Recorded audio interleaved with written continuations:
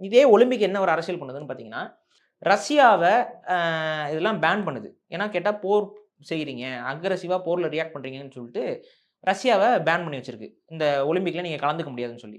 அப்ப ரஷ்ய வீரர்கள்லாம் வந்து நாட்டு சார்பா வந்து கலந்துக்கல.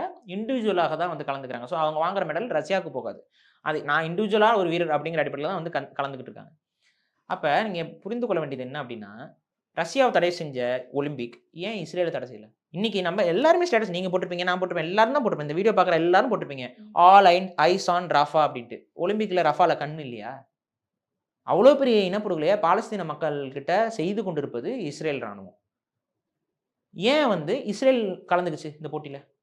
அமெரிக்கா ஆதிக்கம் இருக்கா 2த்துக்குமே அப்ப? அமெரிக்க ஆதிக்கம்ங்கிறத கடந்து, அவங்க சைடு எடுக்குறாங்க. நீங்க புரிஞ்சுக்கணும். ஒலிம்பிக்ங்கிறது ஒரு ஒரு நியூட்ரல் கிரவுண்ட்ல நிக்க வேண்டிய ஒரு விஷயம். புரியுது. ஆனா, அந்த நியூட்ரல் கிரவுண்ட்ல இருந்து நீ ரஷ்யாவ தடை செஞ்சீன்னா, அதே மாரி அதே டைம்ல போர் செஞ்சு